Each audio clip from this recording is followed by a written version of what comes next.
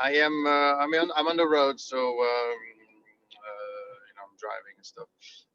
On my way back to my office. But let's see. I think we're waiting for a few people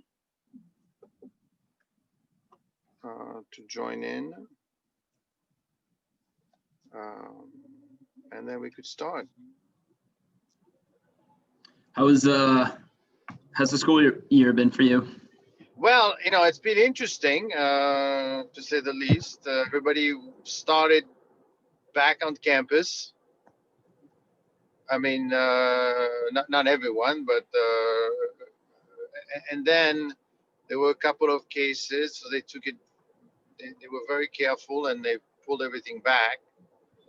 So all of our client meetings are over Zoom and things like that. We're giving management presentations and that sort of thing over Zoom. So we're not, traveling to the client for org meetings or traveling to wherever to host firms for management presentations, stuff like that. We're doing it all virtually. But yeah. My day-to-day, I'll come in.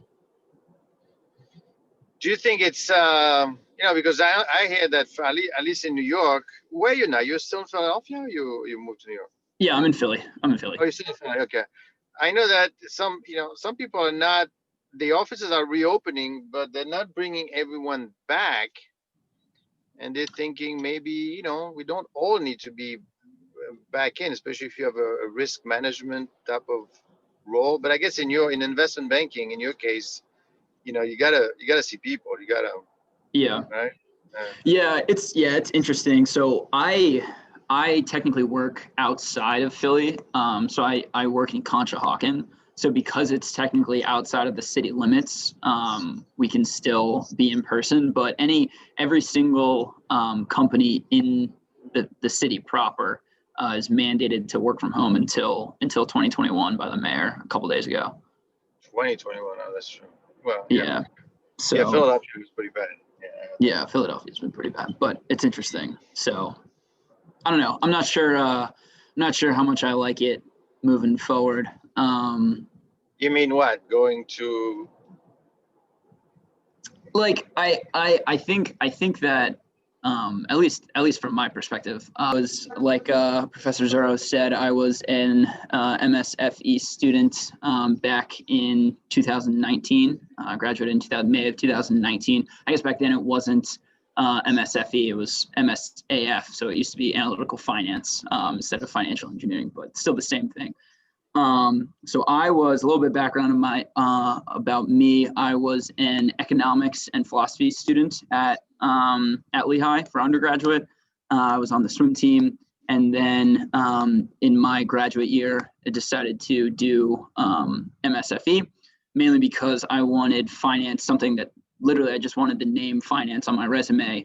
Because I knew that I wanted to do investment banking, and I wasn't a typical finance and accounting student from Lehigh. I was more of a economics and philosophy, so I wanted something a little bit more directly relevant on my resume to pursue the full-time career job search. The way that I got my original job was at Janney Montgomery Scott, which is I believe it's the largest investment bank in Philadelphia. And the way that I got that is they interviewed on campus, applied through the Handshake portal, which I'm sure you're all familiar with, was interviewed on campus by an associate in the group that was a Lehigh grad, was able to convince her that I'm not a complete and utter idiot, and, went to the super day, and, things went from there. I worked, as Professor Zuro kind of alluded to, I worked for Janney for about a year. And was actually a part of mainly about 50% of my time was in the healthcare investment banking group. So most of my time was spent with, pharmaceutical companies, outsourced pharmaceutical companies, medical device companies, things like that. And around early June of this year, because of COVID, actually, Janney Montgomery Scott decided to exit the investment banking, the healthcare investment banking practice. And so I was actually part of a round of layoffs at Janney. And then, after about 3 weeks, was able to land a job at a smaller boutique investment bank focused on sell-side M&A right outside of Philadelphia and Conshohocken, called Delancey Street Partners. Was able to make a connection from one of my former associates at Janney, who knew one of the associates here, was able to make that connection. You'll find that networking is a very, very important skill. Now that you're in school and even when you're out, and was able to use my network to lateral to another bank and do basically the same exact thing that I was doing at Janney. In terms of my day-to-day work, finance versus quant work, things like that.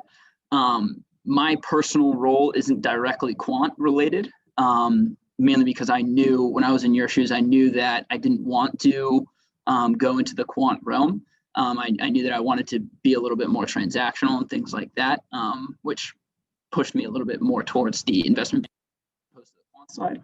But I will tell you that something that I didn't fully understand or fully appreciate when I was in your shoes that I think I understand now is, when I looked at the quant landscape, my thought process was, you're a quant trader or a risk assessment at a financial firm, and that's kind of the realm of the quant world. What I have come to appreciate a little bit more, working on transactions in my professional career, one of the things that we think about mainly is, what can drive value for our clients? What steps do we want them to take in terms of their business model in order for them to increase their valuation, either, within the next year, 2 years, 3 years, what have you, whenever the owner wants to exit, right? And something that I've realized is one of the main things that we want to see from our clients is recurring revenue streams, right? So things that contracts that are in place that grant revenue for, a fixed amount of revenue per month, for 1, 2, 3, 4, 5 years, right? And the way that you do that more often than not is through some form of data analytics platform, some form of data analytics service, some form of, business analytics type of offering, right? And so all of those services, all of those types of softwares and apps and things like that, those are all directly applicable to quant type work. And so I think that was something that I didn't really appreciate when I was in your shoes. I thought it was really more of just a quant desk or a risk desk at a financial firm, but it can really be applied to a normal company that is just trying to grow. What's the easiest way to grow? The easiest way to grow, the most reliable way to grow and de-risk our revenues is to lock in those revenues. How do we do that? We need a quant. So it's a very interesting, dynamic where I was trying to get away from that side, wasn't really what I wanted to do, and then essentially ended up realizing that how important it is into essentially every business.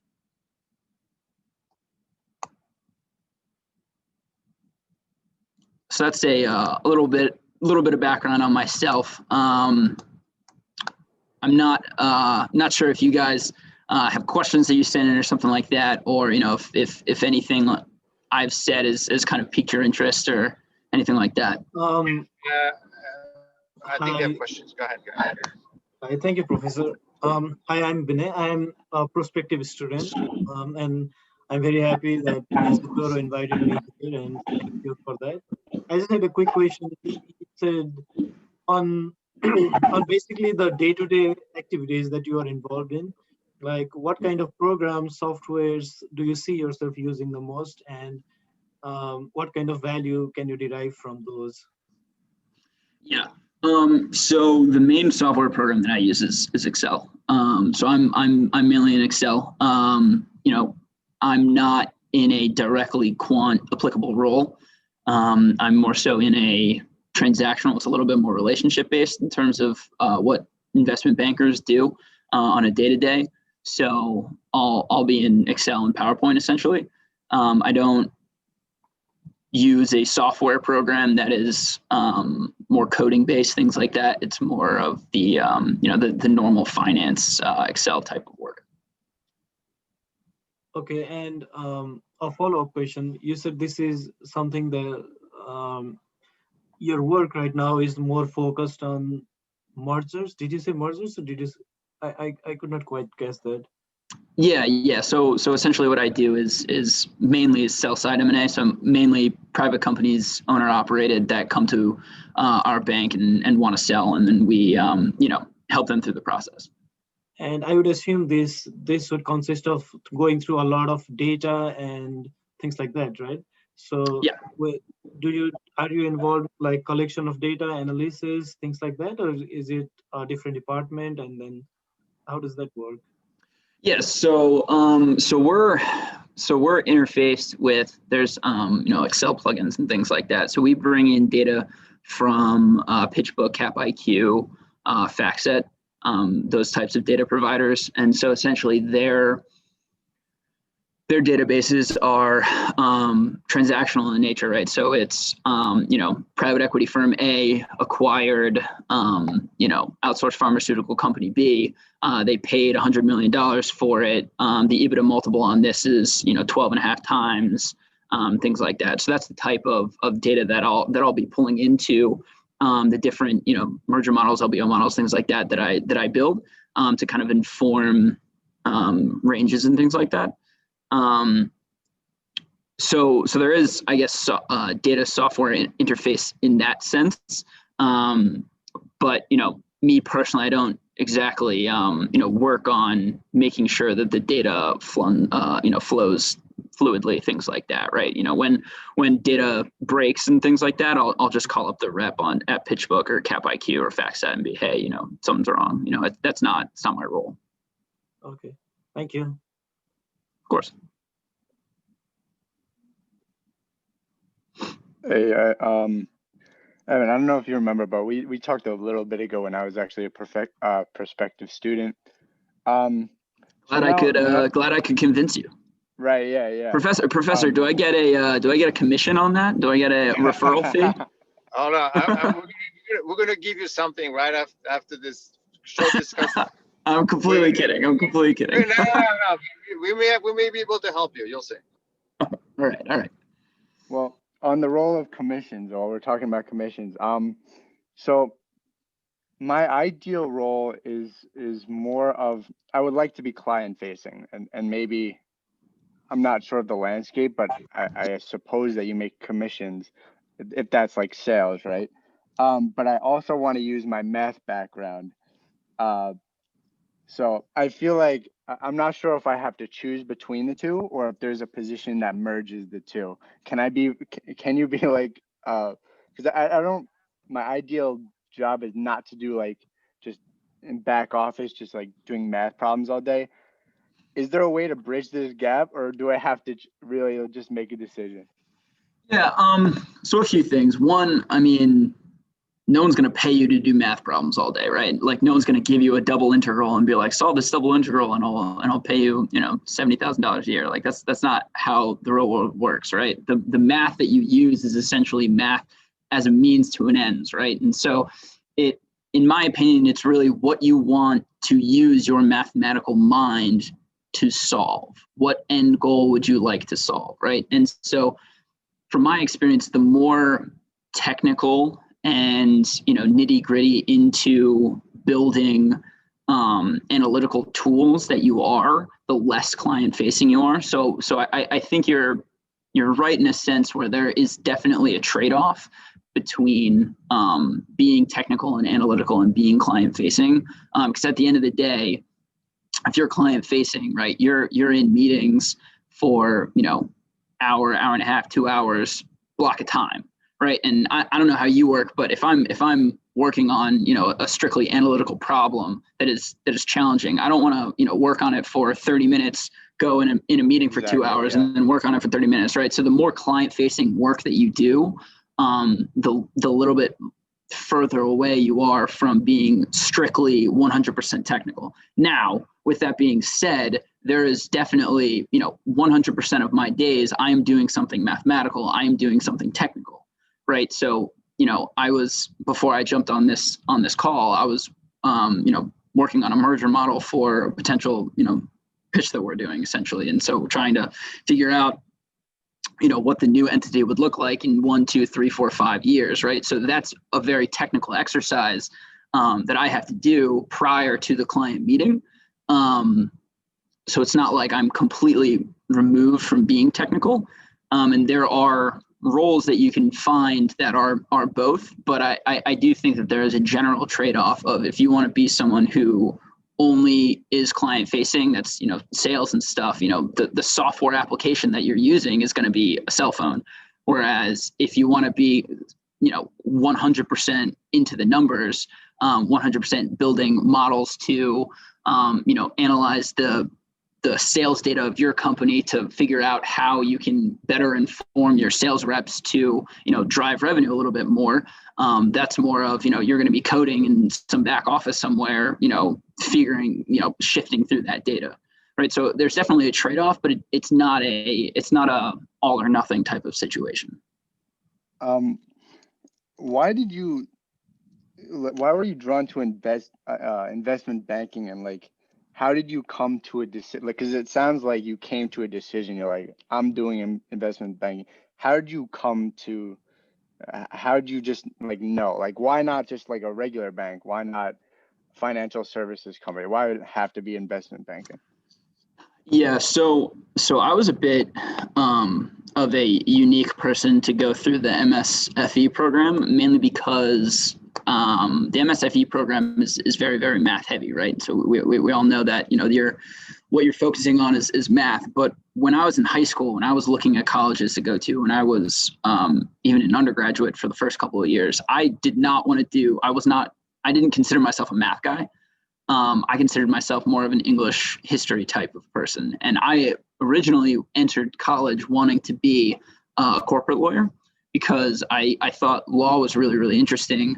And then I thought the transactional nature of, you know, this company buys this company to see how they're going to fit together. That type of dynamic has always interested me. And so my natural way of inserting myself into that realm originally was, okay, well, I can be a lawyer at the law firm that, you know, draws up the paperwork and kind of, you know, makes sure that everything, you know, works out legally, that sort of thing. So that was the lens that I came into college with. I actually just wanted to be a straight up philosophy major, and my dad told me that I was not allowed to do that, and I had to also do something that I could get a job with if I didn't end up going to law school. So good job, Dad, because I didn't end up going to law school. But that's kind of the lens that I originally looked at things with. And so as I was coming up through undergraduate, and I took a lot of econometrics classes, which I'm not sure how familiar you guys are with the name econometrics, but it's essentially statistics as it applies to the economy, basically. And as I was taking more of those classes, I got more and more interested in statistics. I got more and more interested in math, realized that I was actually pretty good at it, and then took my, you know, desire to be in a transactional setting and flipped it from the more English and history side of the lawyer to the more math-based side of the investment banker, if that makes sense. That's actually really interesting. So you just always knew you were interested in the process of two companies getting together, and that's like the core of what you designed your career around. Sounds like. Essentially, yeah. Right. Cool. Thank you. Actually, let me jump into here, Evan, because I would like Ben to talk a little bit his project with the other team members, but maybe because it could be of interest to you actually professionally. Ben, can you give him like a 5 minutes, or someone else in the team on the Aedc, what you guys are trying to do? Yeah, I can give an overview. Sure. So Aedc is the Allentown Economic Development Council, and they're a nonprofit, and they basically work on investment projects in the area to improve the community is what their goal is.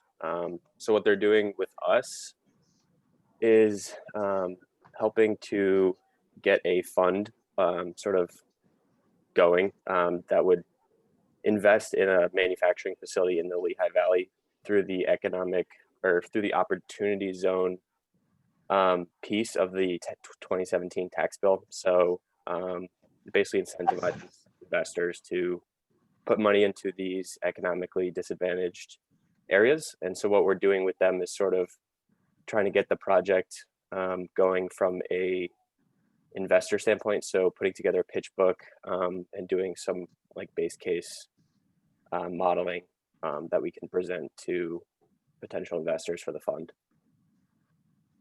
Sounds like what I do. Yeah, it's definitely transactional, not like M&A or anything like that, but it's interesting. So, Yeah. Go ahead. so are you guys looking, when you say putting together pitch decks, who are you pitching? We're pitching potential investors into this this fund that Aedc will be creating. So you're pitching for LPs basically, and then got it. Interesting. And so have you guys targeted, figured out what exact company you're looking to acquire? Have you like where's the rationale? Where's the money going? Yeah, so the money's going to like land remediation and like shell building construction for a light manufacturing facility. So that's the goal, is to bring more manufacturing jobs into like the Allentown like census tract areas, just because we think it'd be, it lines up with growth trends in the area and the lack of manufacturing space for small companies, small and mid-sized companies. And it's advantageous for companies to invest in the fund, given the potential capital gains, tax breaks and stuff. So you would own the land, and then you yourself would essentially pay general contractors to build the facility, and then you would sell the facility off? Or would you rent the facility out? What's the economics here? Yeah, the plan is to raise the fund, purchase land, build a shell building, so contract the construction of a shell building, and then lease it out to a manufacturing firm. Right. And then leave the option open to invest directly into some of these companies that would occupy the space. Correct. It takes advantage of the 2017 Tax Act. Okay, interesting. Yeah. And what have you identified different companies that might want to, put up in essentially a manufacturing facility, in the Lehigh Valley, or is that a little bit more further down the line? I think that's a little bit more further down the line. There's like some companies that would potentially be looking for more space in the area. And then there's also like companies that would be looking to move into the area because it's a pretty good location, just based on where it is, like along the East Coast and highways and growth and all that. You get enough money, you could just refurbish Bethlehem Steel. Yeah, there's a lot of old Bethlehem buildings that are being bought out and refurbished, which is good. But I think that might be outside of our oh yeah, definitely. That's that's way too. The next step is going to find investors, so we may come to you at some point. Yeah. No, Put together a good pitch deck. Maybe. No, that's the way we're doing. How about Jordan and Brian, and maybe you could, and Randy, maybe you guys could give him a pitch on your project. So yeah, it's a little bit different than the work you're involved with now or the previous project, but essentially it's exploring like the factor universe investment space, and we're like building off previous research of like former friends who developed something a little bit more advanced than the CAPM, because the CAPM only takes one factor, which is beta, and its sensitivity towards the market, and says that should be the number one driver of asset pricing. But over the years, we've seen that there's different values of the asset driving, like value, momentum, growth, liquidity. There's different factors that are involved in attributable stocks. So we kind of took that, we're kind of applying like just long-term regression analysis and cross-sectional variation to kind of see how the model is working. We're passing it to Brian, who's specializing in the neural network, to really see if we can improve some of the error we have in our variability and our noise. It's then going to be to Randy, who's like focusing on the optimization and portfolio construction. So the end goal is to really optimize an information ratio on a given portfolio with specialized exposures to certain factors. Yeah, it's interesting because anything dealing with CAPM is essentially you have to wed what technically theoretically should be true with the psychological aspect of how people invest, right? So that's where the liquidity premium comes in. That's where the momentum premium comes in, right? So if people see if a normal investor, retail investor sees stocks just like absolutely skyrocketing, he's just gonna be like, all right, like it's probably a good play, right? And so It's interesting how, you need to be able to condense literally the neurological impulses of the human brain into a mathematical equation. So that type of stuff is always very interesting. Who else do we have? About ETC and Inca and guys, anyone? I could talk about Inca a little bit. Yeah, sure. So essentially, Inca Digital is like a remote data intelligence provider for like the digital asset ecosystem. So they provided us with this data aggregation and analytics system, which they call N-Terminal. So it's more of an individual project, so we're not really working on it as a group. But specifically what I'm looking at is, like, if you look at the price of Bitcoin over the last, I think like 8 or 9 months from I think its March 12th low was around $3,900. And recently it was trading at an all-time high in the high 19,000s. So there's like an opportunity here to kind of delve into the origin of why the price is fluctuating so much. So specifically what I did was I essentially quantified, like I built a custom dashboard that looked at Twitter sentiment data. So the scale essentially is on -1 to +1, where -1 represents extremely negative sentiment and +1 represents positive sentiment. So essentially I did a null and alternative hypothesis saying that they're positively associated or there's no relationship at all. And I'm still in the process of doing the OLS and deciding what the association is, but it's just pretty cool to look at all the different data, because I think there's around like 40,000 data sets just in the last few, like 2-3 weeks alone. So it's just cool to see where the origin of the volatility is coming from. Right. How do you translate sentiment into a -1 to 1 scale? So they actually have Inca Digital has a bunch of built-in data sets.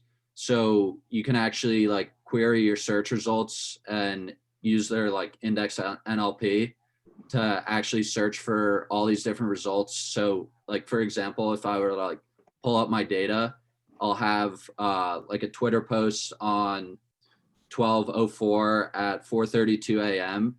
and I input a sentiment label. So it says extremely or negative, and then the sentiment score is -0.495. And then the next one is like positive at 0.504. Right. But how, that 0.95 or that, -0.12, how do you get to that number? It's all based on keyword searches. So it'll scan like the Twitter posts and identify certain keywords saying why it's negative or why it's positive. So it weights like positive words against negative words. Yeah, exactly. And then it's trying to translate that into whether it's corresponding to an actual price movement in Bitcoin at that time. Right. And then Bitcoin trades 24/7, right? There's no. So some of these posts are at 4 a.m., some of them are at 8 p.m., some of them are at midnight. Right. But like the timing of it shouldn't matter too much because it's always trading. All volume based, right? Yeah. How many of those positive, negative scores are coming in at a certain time, and is that corresponding to a significant price movement? Right. Have you tried to look at it in terms of like bifurcating it by the time of day that the tweet goes out? Because I mean, like if someone tweets at 2 o'clock in the morning, there's probably a longer lag time on that because the majority, normal people are asleep, as opposed to, if someone tweets at 1 p.m., there's probably less of a lag time, right? Because so I've actually everyone's awake that in the data. So when someone posts around like 2-3 a.m., you actually don't really see as significant of a price movement in the actual price chart. But usually when it's a more popular time, you have a higher volume, so you see something more significant. Right. And then like international things can obviously outweigh that, right? Because if it's, it's not midnight everywhere, that sort of thing. That's interesting. That's pretty cool. It is pretty cool. Karen, maybe you also have an interesting one, Karen? Hello? Yeah. Yeah, we can hear you. Oh, okay. Yes, I was also on the Inca Terminal project. The one I'm doing is a little bit different. I'm specializing in the cryptocurrency mining. So it's like Bitcoin and Ethereum mining specifically. But as you can see, there are so many cryptocurrencies. There are like 10 or more altcoins that people are mining exclusively today. So I'm only focusing on Bitcoin, and you know, especially in the last few months, the Bitcoin price has skyrocketed. It used not be like worth it. So there are like different different procedure, different the people call it different metas for Bitcoin mining. And you'd hear urban legends about, you know, people going to Best Buy, buying out a graphic card, and they build Yeah. their own mining rigs, you know, Yeah. then they set up this software to mine Bitcoin, and they kind of just turning sand into gold. So Yeah. those were the legends, and I'm here to investigate how, if it's still worth it to purchase the mining rig to build your own stuff, or is it better to purchase the already customized machine, because people really make those. And it's getting like, the project is a pretty deep rabbit hole I'm getting into, so it's turning it's getting bigger and bigger. You have to consider the electricity. Yeah. That's That's the main cost, right? Other than the fixed cost, it's the main cost. It's amazing. Yeah, that's essentially the main cost. But right now, since the Bitcoin market is doing so well, you can really ignore the fixed cost, because at the end of the day, you know, you're comparing how fast you can farm Bitcoin compared to you can compare it to how fast you farm Bitcoin to like the price it is selling at. Right. Yeah.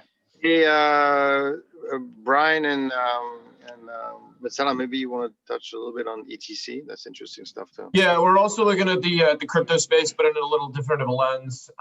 So what we're doing is we're creating a Python library to installable Python library, just like you would use NumPy, Pandas, etc., to analyze smart contracts and their tokens, right? So we have a Bitcoin. So like the stock is to the US dollar, a token is to crypto, to Bitcoin, for example. So how do we look at those tokens is really the question. And we kind of have a three-pronged approach. I'm creating a factor model to value, pretty much value and understand what factors go into the valuation of a certain token, similar to what Jordan and I are doing with equities, but on the token space. And then Matsila, Steven, is he with us? No, he's not. He's creating a trading algorithm to trade these tokens, sort of like an IMC kind of thing, Citadel 2 Sigma kind of idea there. And then Matsila is going to share kind of what he's doing. So the overall perspective that we're trying to go, that I'm trying to look at, in addition to what Brian has actually mentioned, is pretty much how would you trade these currencies, right? Because at the end of the day, it's good to know that they exist, whether it's tokens or, you know, they exist, right? But why would you care, right? If you're a practitioner, you need to know, can I trade them? How do I trade them? So the overall methodology I was looking at is using machine learning with online learning, and pretty much trying to construct a portfolio around just a universe of the cryptocurrencies, just to see how would be able to actually trade this, or how would be able to, what an optimal sort of portfolio would look like with back testing data that's pretty much been generated for the past 5 years for Ethereum and a bit longer for Bitcoin. So that's pretty much the gist of where we're looking to go. And ultimately, it's a matter of understanding smart contracts first and foremost. Probably what can we do with them, and then see what else we can build up in the future, which is what I guess is more interesting as well.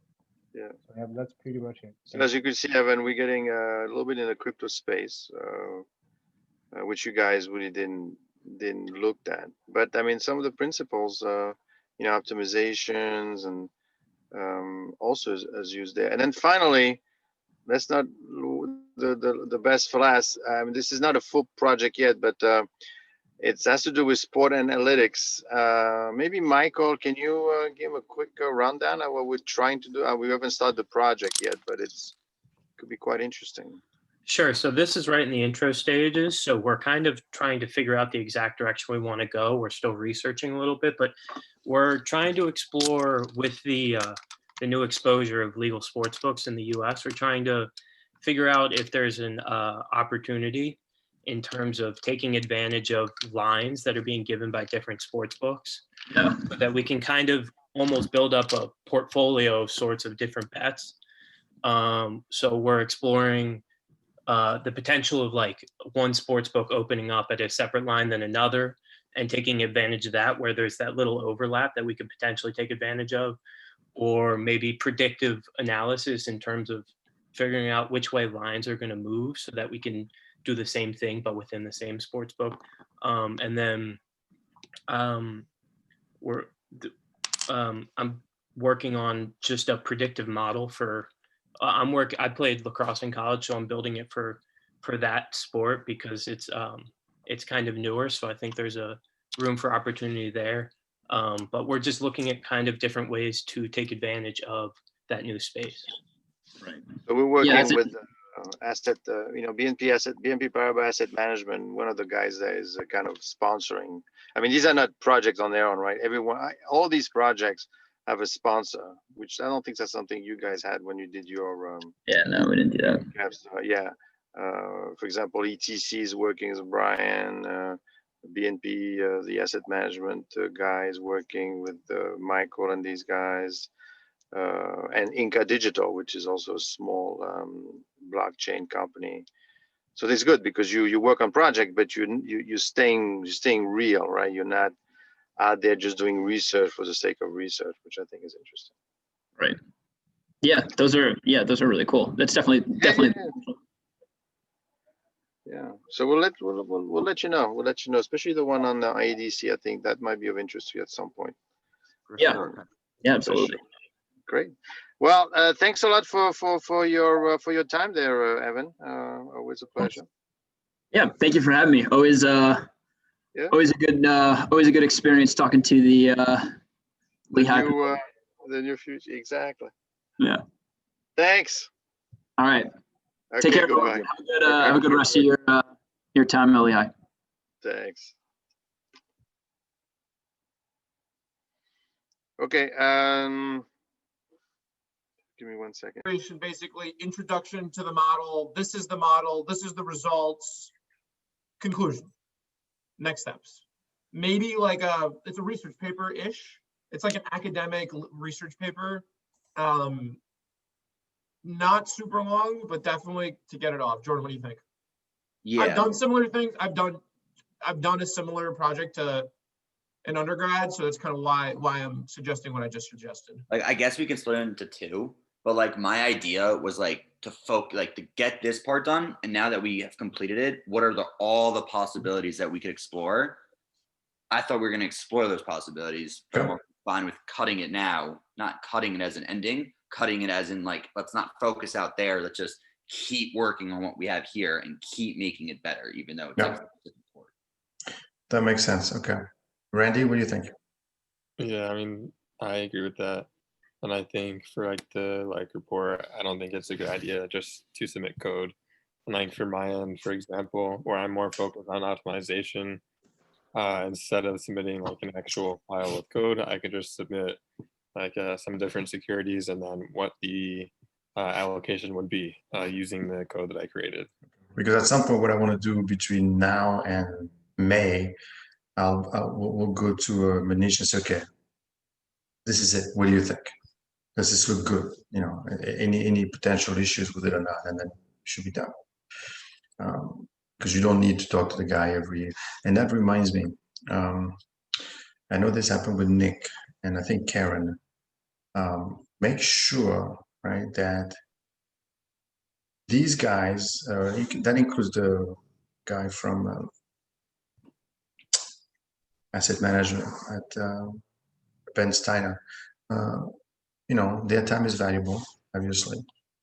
Press was that So what we were doing is we were trying to understand the schematic of ETC data as it stands right now, right? And which is really like to build an analyzer of the data that we have right now, where some of the instruments that actually exist there, we really don't. How can I say we don't truly get what, to a certain extent, they are. We're just trying to understand them. But I was saying, if we rephrase the question into what is a state analyzer, and pretty much building an analyzer looking forward, that would be something. I mean, it's the same thing, but I was just saying it's a matter of just looking at it, an enhancement onto it. So I think that's what I was mentioning. I don't know how detailed you guys wanted me to go, because you guys seemed like you weren't really interested in it. You said it seemed like it was too far-fetched. So help me understand. Why was I explaining it No, again? no. What I was saying, I want to know, I kind of want to understand where you're coming from. I wasn't claiming that we were too far-fetched. I'm just trying to hear you out before I come to any conclusions. Oh, all right. Okay. So the thing about it was like, how do you define a state, right? Let's take a simple process of learning. Say I am Matsela, an African student, come to Lehigh, right? A state could be, during that process of learning, what metrics can you use to depict that I've reached a certain level of understanding, right? That could be a forward-looking sort of look into what a state analyzer is, right? So that's the spirit with which I was explaining, like another outlook to the same project, which doesn't say that, yeah. So would you say that like a token on the ledger, right? How do we want to understand, okay, the token is not successful, okay, value 0, or the token is successful, it's the most expensive token out there. How do we quantify the level of success? Is that a state analyzer in your opinion? I mean, I don't think you look at it from a perspective of a binary sort of classification where it's success or not success, but from a cumulative stage. Like life is cumulative, it's not binary in that sense. So you look at it from a perspective of saying at each single step, just like online learning, it's a continuous process, right? So yeah. Okay. But I didn't realize. So there is so there is no definition of the states right now, right? There's no definition of anything, in my opinion. So we need to find out that first, and then dig into it, and make our own things, right? Yeah, I think I don't understand. If you could make me understand why you're asking me this, because it seems like a bit of a circular. It seems like a circular conversation. So if we could get to the point of what the spirit of the question is. I think it's insight. I just don't know if there's any takeaway. And what we're doing is not wrong, by the way. Let's all just agree on that. Okay, I just want to ask a question there. No one's wrong. No one's wrong. I was getting worried there for a while. I said, you guys need a direction. No, they said that we can do in our way because we are doing that in the interesting way. So maybe we can go continue what we are doing. Okay, here's the thing. In 13 minutes, Zane is going to join. Now you realize that Zane is not at ETC anymore, right? So he's doing his, what is it called? Freelancing. Yeah, use another fancy word, an interesting word. I forget what. Yeah, he's freelancing right now. He's thinking about stuff and what else he wants to do next. You're not going to get any direction from him, right? So I hope you realize, but you have to use him to say, hey, I'm thinking about this, about that. You know, what do you think? Because obviously his involvement is a bit more, in a bad way, it's more detached because he's not attached with ATC. In a good way, he's here because he's interested in the stuff, right? So you want to make sure you keep him interested, right? And you also want to make sure you get some not direction, you get some advice from him. But Professor, I have a question. Because Zane is a pure computer science side, right? So we are doing this project like a algo trading side, algo trading aspect. So we couldn't get any help on that side, and we are doing that like an amateur. we didn't get any help from him on the trading aspect, and all he can do. And your job is to come to me and say, I need to talk to someone else. If you could find me someone with that characteristics, then we could ask Zane about it, or I could go to Liz, right? And said to Liz, can you, the same way she brought all these people in, she could connect you to other people, right? This is not a classroom, right? I'm not going to say, okay, go ahead, you do this and you do that. No, you tell me, this is what I'm trying to get to. Can you help me get there? We're just here to kind of help you out, to push you along the way until you get, but the idea's got to come from you. So you got to make sure you get your act together so you know exactly what you're trying to do. But at the end, it cannot be, well, I couldn't get it done because I didn't have the help I needed. I'm going to say, oh, well, that's too bad, because the help was there, you didn't ask for it. So normally it's a difficult thing, right? Because normally you got to come up with the ideas, you got to work on the thing, and then you got to get people to come in. That's the difficult part. The interesting part is you get to learn a lot more this way, because you get to, depending on your ability, obviously, to bring in more stuff. Like, for example, I mean, Jordan went to see this guy, BNP Paribas, asset manager. He got him interested in what he was doing. That's the kind of thing that you guys need to do. You need to, I mean, Zane is there, obviously, he's very helpful, but if you think that there's something else he could help, he knows a lot of people. Got it. So you're kind of in charge, really. I think we're fine at this point, to be honest. I think Okay. the panic was It's Marcella's fault. No, it's Marcella's fault. It's not Marcella's fault. It's no one's fault. I think it was, and I don't even think it was. I'm kidding. I think it was Marcella kind of bringing us back to why we're even doing all this stuff. That's really the truth there. I think we're fine. Zane's going to come. Steven's been working on his thing. My model is a little bit shaky right now, but I'm going to figure that out by next time we meet next semester. Yeah. And in fact, that reminds me, when you upload your in course site, right, whatever text you're going to send me your presentation, also send me a list. And I've started tracking it, but I might be lost a few of them.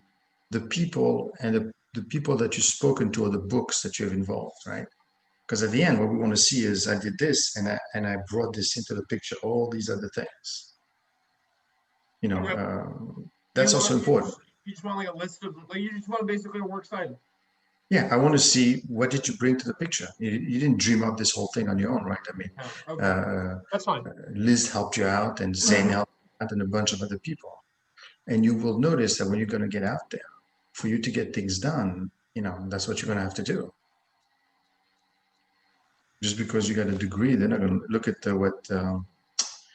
what Evan said today, right? Nobody's going to pay you to do math problems. You're going to have to decide what you're going to do with a math problem and what to make of it. And I realize that this thing doesn't get done in one semester, right? Because you need to get through this process that you're in right now. Maybe you're going to argue with each other, you're going to disagree, but that's okay. That's what I want. I want you to actually, and then ultimately you're going to come up with something. But in the process, you're going to create noise. Hopefully, we got Zane that's going to be interested in what we're seeing, and I want to bring other people. I was thinking of bringing back Lombardi in some capacity, but I don't know why. Or even, who asked me a question interesting, by the way? It was Ed Valentino. He wanted to know if you guys had worked on risk management projects. More risk, I'm sorry, not risk management, fixed income projects. I said to him, no, but if you want to suggest something, let me know.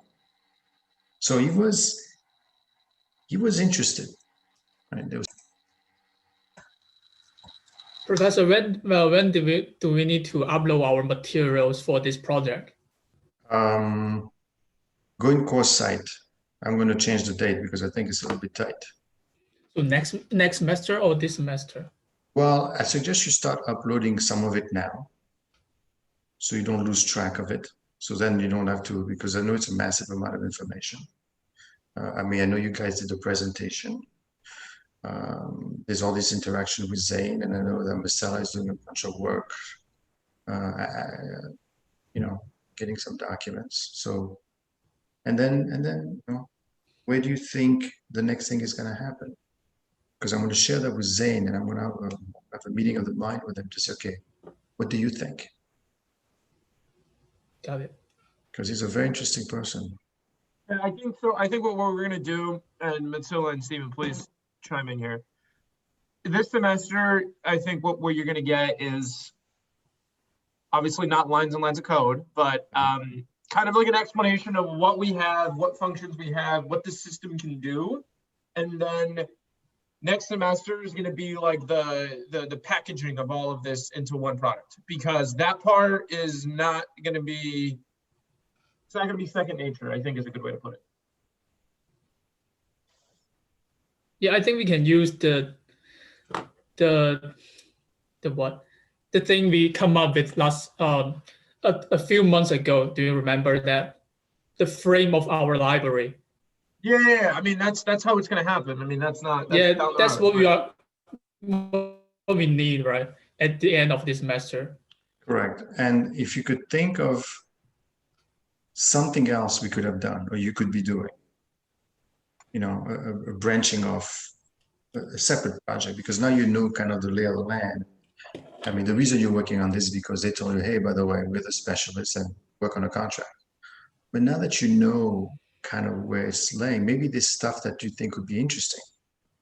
Because then if it's interesting enough, then I could present it to Elizabeth, to Zane, and they could connect us with someone else. And then you could do something else, you know what I mean? And this is the way it's supposed to be working. I'm sure there's stuff that could branch out of a project like that.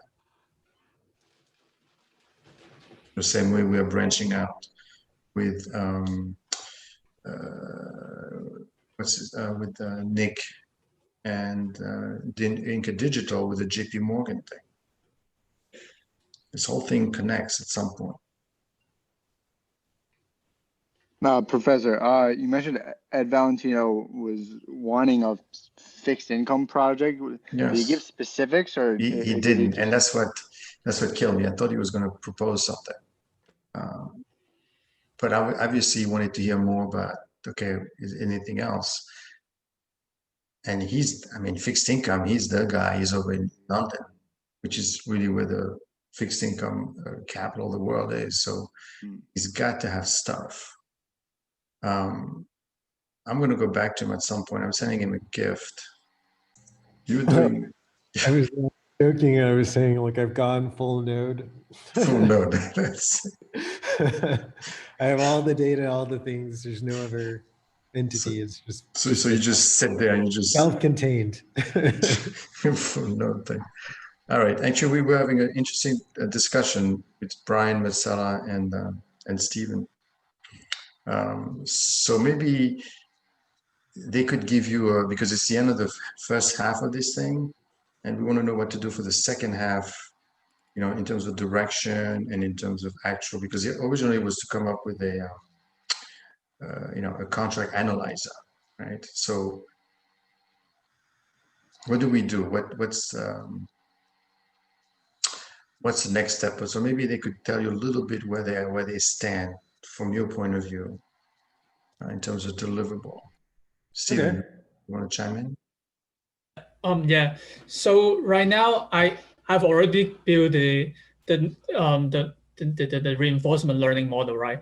But to be honest, I'm doing this like just put the model to realize this model, but I don't know how to use it because the data is not clean, and we need to make sure the data is meet the assumption we need when we do the analyze. So I'm kind of learning these things on the internet right now and want to make sure that I do that correctly and do that professionally. So this is what I'm thinking for this stage. And also I'm trying to learn how to make this, how to, let me think about how to say that. So right now we have already have those model, and the next step is going to put them together and we have a document about what function we need and what function we have right now. So what we need to do for the next stage is to put them in order. Okay, so just for a little bit of clarity, I guess what are the data cleaning challenges that you're having with the reinforcement model? Is it the price, or is it? Yeah, price is also a problem. As Brian mentioned, maybe last time, we need the price data follow the stationary, right? If that's not true, then all the analysis we do doesn't make sense. Brian, I think you're muted.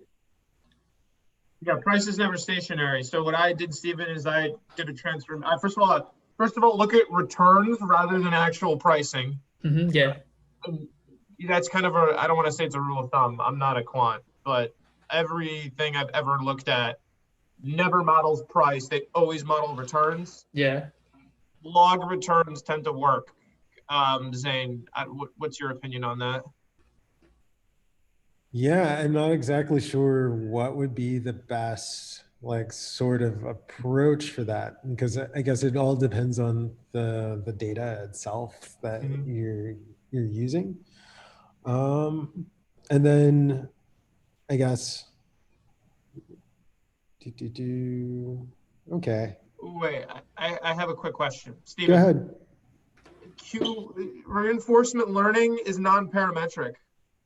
I don't think it has any assumption about normality. Yeah, I don't know, because all I did is put them together to make it happen, but I don't know the assumption they need. So this is also a problem I have right now. I want to learn more about it so that I can use it, right? Yeah, we should zoom to talk about the statistic behind that. Yeah, otherwise what we're now doing is just realizing those machine learning model, and that doesn't help. I guess while I have Zane, I have a quick question. So we're using, right, as I was saying, my model uses the different characteristics, or let's call them factors for ease of conversation. Does like an interest rate, nowadays more asset managers are holding these tokens, cryptos on their books, right? And they might be taking levered positions. Does an interest rate matter? So for example, looking at like a 10-year yield in correlation with the possible price of a token, has there been conversations or kind of insight into that in industry? From what I've heard, I haven't heard too many people looking at that particularly. I'm sure that some people use that as like a benchmark, as what is like a 10-year treasury? Oh, so an excess return kind of situation. Yeah, versus like some other sort of asset. But I would say that the yields on, let's say, using crypto in like a pool or something like that are kind of volatile. So it's not like you can say you're gonna get a particular return over time that's consistent. Just anecdotally, they've been greater than if you were to just say buy the S&P 500 and sit on it. Okay. Yeah. Yeah, I guess the update from my model is the residuals don't behave well, as kind of expected in a traditional OLS, given the volatility of the data. So I'm going to spend the next month while we're on break to iron that out and get a product that statistically works. Yeah, that should be exciting to going in the right direction, but there's a bump as you would expect. Yeah.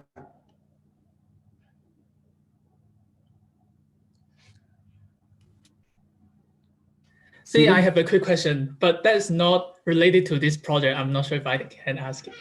Yeah, ask away. Why not? Okay, so I was browsing on the internet recently about the job. So when it comes to a job related to blockchain, most of them requires coding skills on Java and Go, something like that. So I was wondering, what do you think about the job related to blockchain? Is that a more computer science job or a financial job?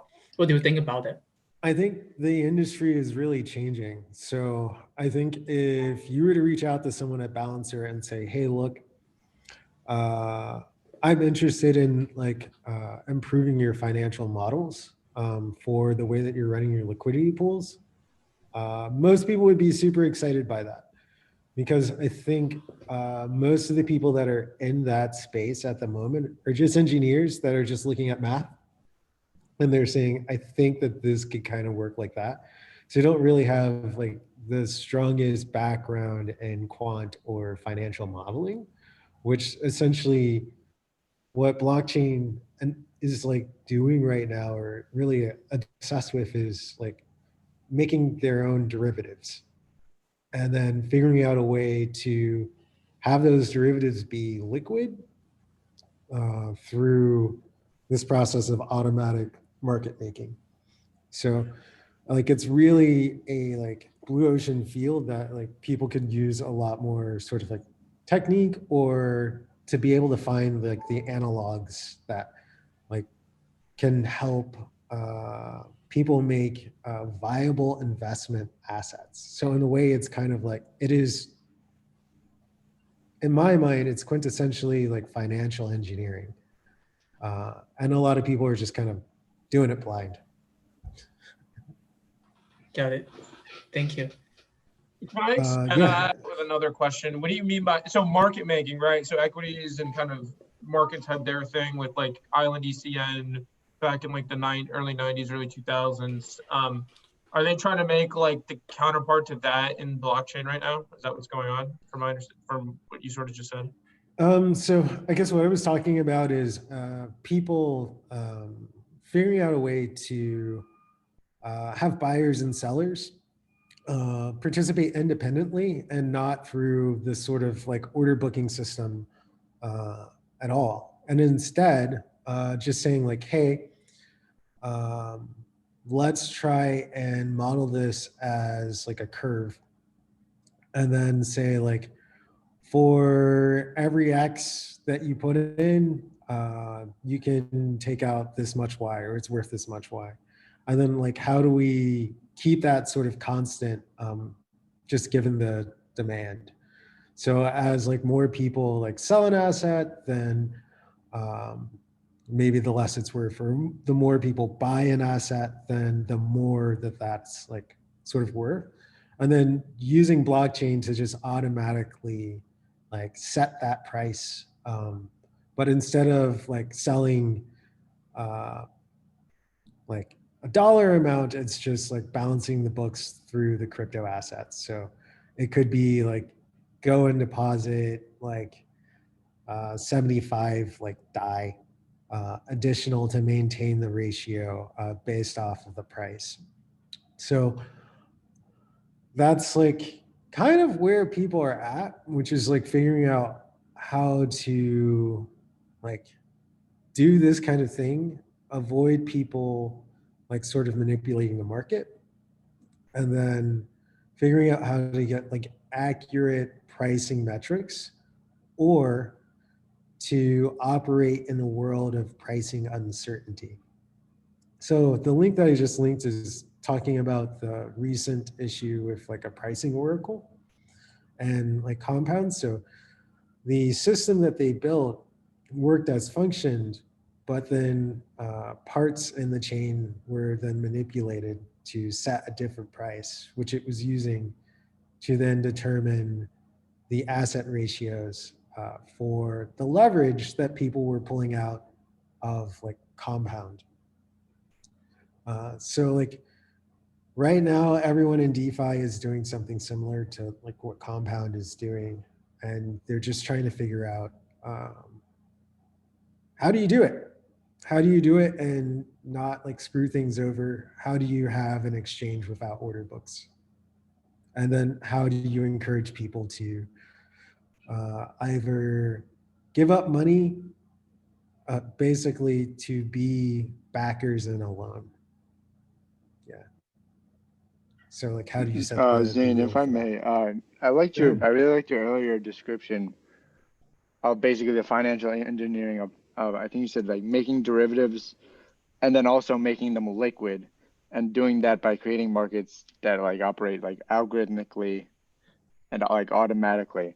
So are they basically trying to keep it like the derivative exotic so that it has a special case to whatever client they're serving, like tailored to the client, but also have that liquidity. That seems like they're trying to optimize for those two things. Yeah, kind of like that. And then also, I guess it's all about like sort of freedom of choice in blockchain. So like, I guess because most of the people that are like sort of in the space are all coming from an engineering background. So like, it's all this idea of like, well, I could either make the derivative myself or I can make the platform that allows people to make the derivative. And so it's always more appealing for the engineer to like sort of make the latter, which is like, how do we build a system that's kind of generic that then allows you to build something else on top of it, and any kind of like custom structure, like you mentioned. So you're saying that's where it's at? It's not to create the derivative, but to create the means. The engineering side is to do that, and then the like financial engineering side, which is just kind of developing, because like I said, there aren't that many like people with strong financial backgrounds, like sort of marrying these things together yet. And it's kind of just starting where you're starting to see more finance people like jumping in. And that's just because there's so much opportunity to arbitrage and to do things that you can't do in like sort of the traditional like market space, just because like the price is all well known. You can't build financial instruments in a particular way sometimes without getting all of the data. And then like sort of everything is like digital, so that gives you a nice little sandbox that's like closed. So it allows you to do a lot of crazy things. So like you can make trades across multiple exchanges all in a single transaction. You can set limit orders that are based off of like mathematical functions. You can loan out money that only like where the trade only gets executed if conditions are like already met. So you're guaranteed to get that money back. Contract. Right, Yeah. a little bit of the smart contract where it only executes if something is made. I only read a little bit about it, but that seems like what smart contracts are doing. They're like built on top of the engineering system. Flash loans. Yeah. Flash loans are the hottest thing. And people are trying to figure out how to innovate on top of that as well. So like there are just like things that you can do in code that's just more flexible in terms of like building financial instruments. And I guess probably some of the interesting things are really kind of around like figuring out what you could, I imagine there are a lot of things that you could figure out about what you could do with yield cash flows and like bundling those up in terms of like, say, these different liquidity pools. So by participating in a liquidity pool and like depositing like X amount of an asset or depositing pairs. So typically in a liquidity pool, you'll say like, let's say there's a ETH and DAI liquidity pool. You'll put like say 700 DAI and like 1 ETH into that. And the percentage of the liquidity pool that your asset makes up will give you access to this thing called a yield token. So essentially whenever someone wants to do an exchange on that liquidity pool, they're putting in their money and then they're paying a little bit of a transaction fee. And a portion of that transaction fee goes to you for providing the liquidity for making that market. And that portion is proportional to the amount of the pool that you like make up. So in general, one of the goals is to kind of incentivize liquidity. Yeah. And so there's like that particular aspect of things. And then some of the other things that people have tried to do is just make all like cryptocurrency stable coins. So can you make a currency that is like holds kind of one-to-one with the dollar without actually having like a dollar, although it is backed by like actual stable coin as well, but not like exactly one-to-one. And so in order to maintain that, what people do is they do a similar sort of thing where there are fees exchanged and they allow you to take leverage and then essentially borrow against this thing to pull out a stable coin. As long as you keep the backed asset, which in this case is like Ethereum. And so I'm kind of talking about MakerDAO, as long as you maintain a peg. So it could be like a 3 to 2 peg or 2 to 3 peg, where like you have to have at least 1.5 the amount of like stable coin that you've extracted or you've exchanged deposited at like all times. And so like when the price goes up, it then means that you can pull out more of the stable coin. So you kind of increase your leverage because, and that way, instead of having to like hedge your bet by like converting your dollars to like cash, you can convert them to the stable coin. And so you don't pay any like exchange fees for going back and forth. And then you can use this to like buy other assets and other ways. So it's kind of like this weird chain of like derivatives. But in reality, what's backing all of that are the same things that are backing traditional like sort of finance, which are like cash flows, interest rates, which may be like, or yields, and then risk. In some case, the risk is like a technical risk.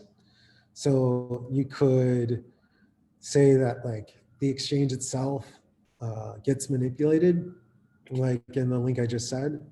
And I think the largest yield former lost $46 million, which is not a small amount of change. And that's basically because someone figured out a way to manipulate one of the pricing oracles. So that's a risk that you have to take. Just general volatility of the market. And then there's like a liquidity risk. And so when you model all of these risk factors, you can then use that to discount your future expected cash flows. And you can say like, oh, I think the net present value of my assets look like this. And so this is like what I think my portfolio is doing. But there's not really a metric of like risk adjustment or like what is that risk that you're really taking on is not 100% known. But there's a lot of different ways that you can like model things or create instruments, which is like kind of the interesting thing. So it's like maybe you want to create a liquidity pool that says that you have to like maintain a peg of like 7-to-1 with DAI. And the conditions are that these pricing oracles keep a particular spread. And if the spread changes, then you have to like insert X amount of like dollars in the stable coin to like back the position that you're holding. And then people rely on that to then take out like flash loans. Who knows?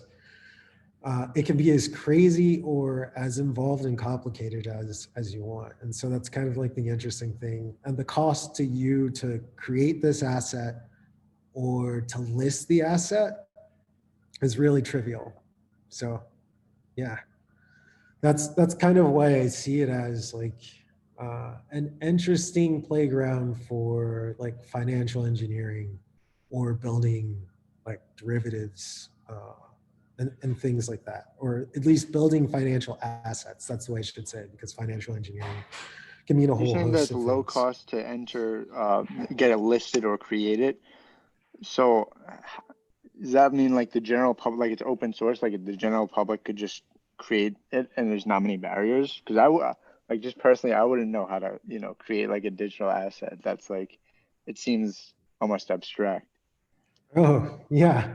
So everything is open source, but not only that, uh, a lot of the platforms that are like drivers of a lot of traffic are all just like a self-listing. So there's no regulator you have to go to and say, hey, look, I have this financial instrument. It works like this. Can the SEC come and regulate that this financial instrument is like valid, that it's not a fraud, and that it follows all the regulations? So there are no regulations except for you can't have it as an investment class. So like ownership in it has to be classified as a utility. Because I believe the SEC like actually ruled on calling Ethereum and like BTC not a security, but instead a utility. Most of the tokens that are listed are utility tokens. So they aren't like traditional. So like if you own a Golem token, or you own a USDC token, or you own like Ethereum itself or BTC, you don't own a share in Ethereum or BTC. You own what's considered a utility asset. I'm not sure if that would be the technical term, but it's not an equity and has no correspondence to like ownership. So therefore it's not regulated. Can you, Zane, just to chime in on that utility part, can you just expand a bit on that, on the utility? Because I'm just in connection to my other project, I'm actually trying to look at being able to classify these cryptos as an asset. So I just wanted, I wasn't quite aware of them being classified as a utility, and I wanted to understand a bit more of that. Okay, so like I would say they're not 100% clear on the legal details of such, but like a few years ago, maybe 3 or 4 years ago, it came up that people were really worried around the ICO phase, where people were releasing like their own initial coin offerings. The government became worried because a lot of people were getting involved in scams. So imagine that you yourself can say, hey, I'm going to underwrite my own stock and it's worth this, and it will get you 50,000, like it will be worth something. It'll give you so many units of like ownership in this product that I'm making, or payments in X, Y, or Z. So during this phase, there was a lot of confusion because that sounds a lot like a stock. And if it's a stock, then it needs to be regulated by the SEC. And there are a lot of rules and regulations about like underwriting, like your company's issuance, there are taxes involved. And so basically everyone that was like kind of like a founder in these institutions lobbied Congress to like make a judgment on whether or not these token assets and the native assets themselves could be considered stocks or equities. And so what they determined was, as long as you do not claim that the cryptocurrency itself is ownership in the company, or gets you some particular like set of profit sharing. So one Ethereum does not mean that you own X% of Ethereum. the Ethereum Foundation or anything like that. One Golem token doesn't mean you own 1% of like Golem. They consider a utility because owning one of those assets means that you can then use the network. You can then take X, Y, or Z action. With stablecoins, they're a little bit different, but stablecoins really didn't arise until like sort of after that ruling, except for like maybe Tether. But Tether was kind of crazy at that time anyways, because they were saying one Ethereum gets you $1. And then that is kind of like more, whoa, what's going on here? We're saying one of these things gets $1, but then it's not anything. And then it's kind of like Scout's honor that you give me one of these tokens and you deposit $1, I'll hold this dollar and give it back. And so what people did is they started creating trust to then like back the exchange of like these tokens with USD or whatever kind of currency you want, which could be euros or GBP. So just to recap, because I kind of went off on a tangent, because cryptocurrencies can be used to take action or to participate in the network in a way that is not tied to ownership, it is therefore not an equity. Now, recently there have been like equity classes that people have made, but all of those have to go under strict SEC guidance, and the SEC is not going to take any prisoners there, and they are going to like hunt you down. So like, do not go and make Matzella tokens and say that it's like X ownership of whatever like financial derivative asset that you want. You just say that it's a utility. It does not mean ownership in the company. It does not mean anything like that. And if it does, then the SEC will still like have you be regulated, and then the only people that can participate in the ownership of those tokens are then people that are like representative of financial institutions, the same people that can essentially underwrite like stocks, bonds, whatever you want. All right, thanks for that. No problem. I was thinking that, I mean, we'll see how the spring goes, but I think there's several projects that could be sprung from what they're doing now. No, Zane, what do you think? Yeah, for sure. Because like, I think part of the problem is a lot of people just like build the stuff blind. And so, and this way you've kind of got your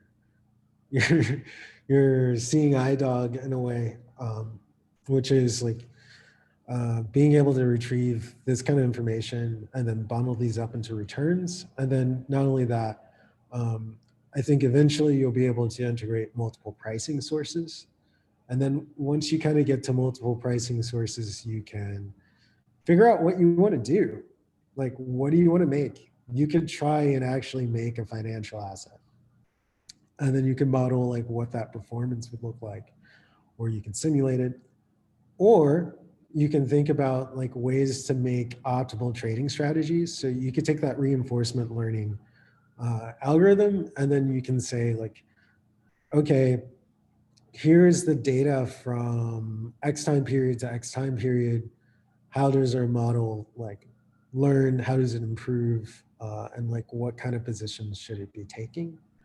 And that would be like interesting as well. And then you could also try and like put some skin in the game and see if you can't come up with a way to like profit off of a simple strategy for gaining yield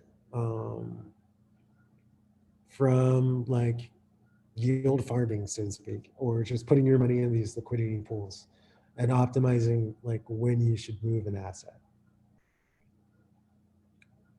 Like the game is really decided by you. there's just like a lot of different sort of interesting like angles you could take. The other thing is you could push further on the analytics side and really start to think about like pulling in price and then being able to run the model from the lens of having incomplete pricing data. Which, we need to, okay. Which is something that is not in stocks. Not really, because like most of the information's out.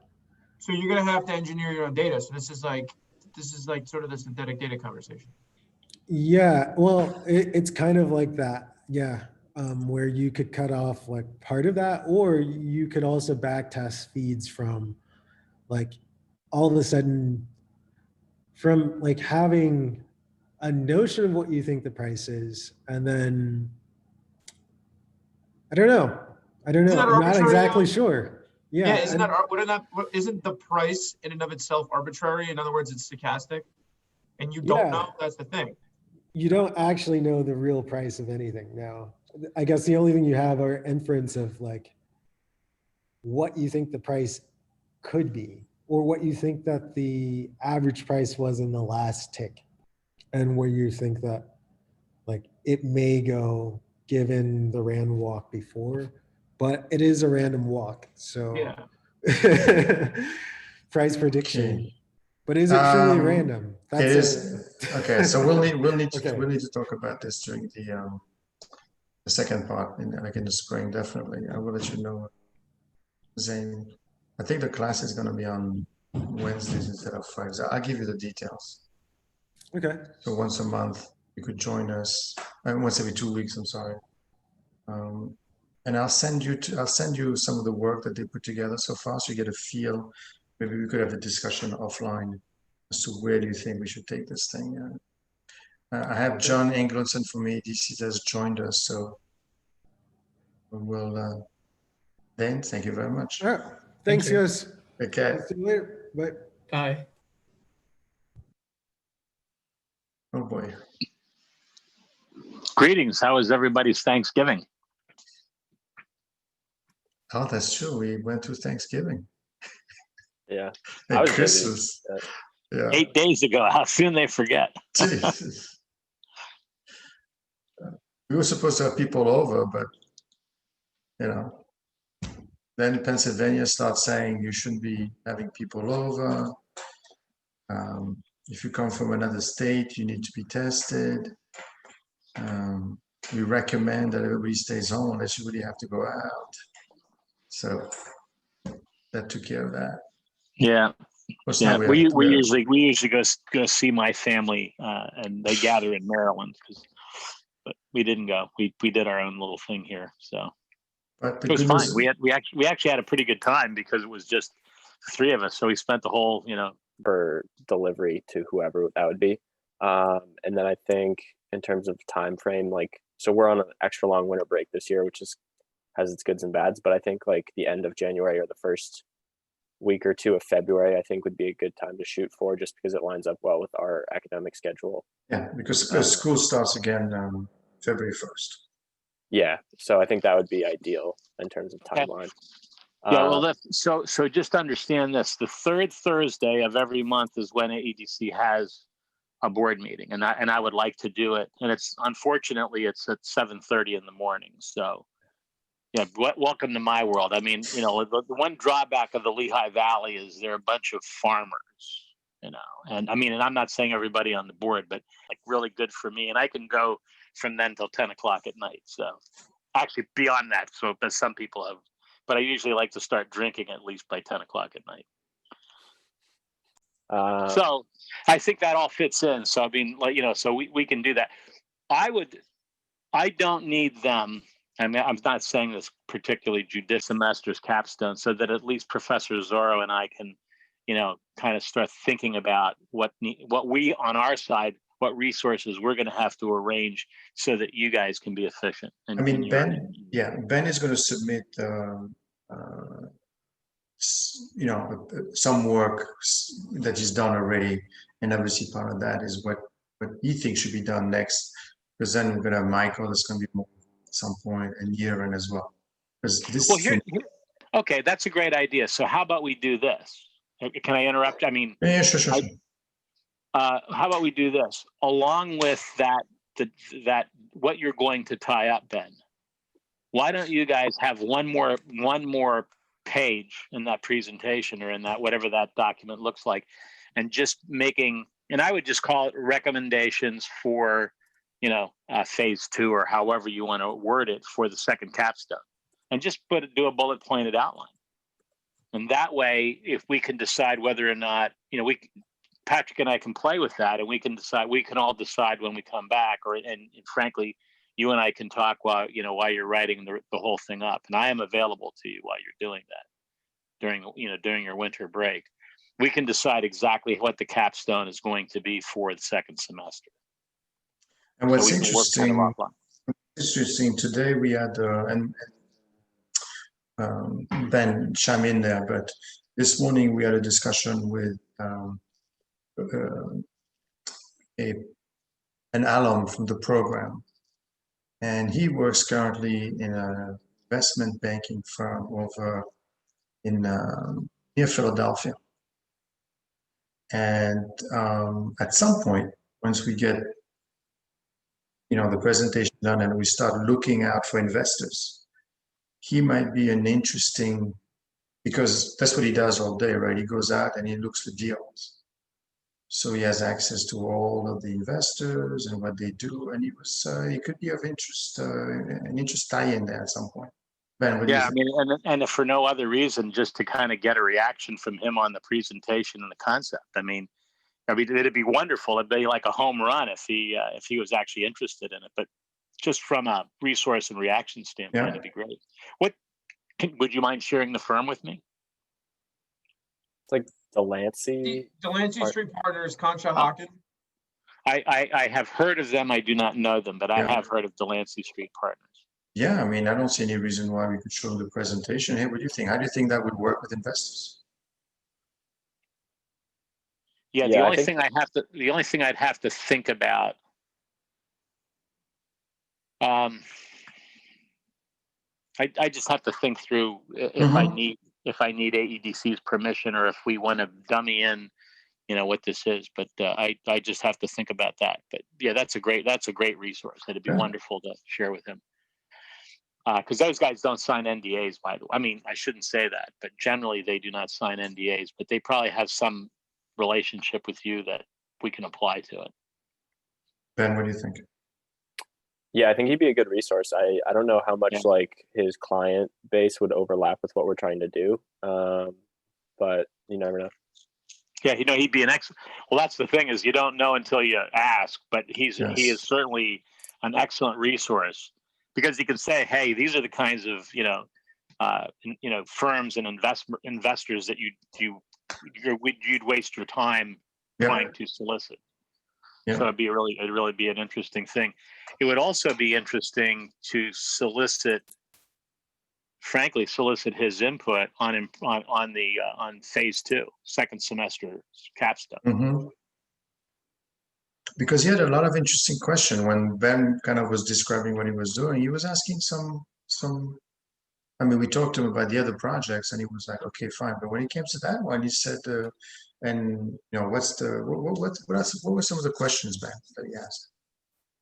I mean, he was asking like where the money's coming from, what we're investing in, I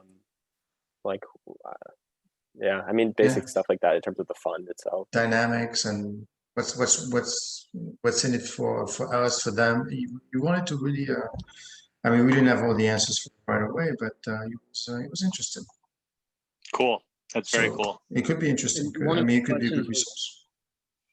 Well, the other thing we don't know about him, I mean, and then specific about Delancey, but I also think, and we've touched on it earlier on, but I really do think, because I've had some interesting conversations of late with some investment guys too, and expressing not a concern, but basically saying about because the window on the tax advantage starts closing.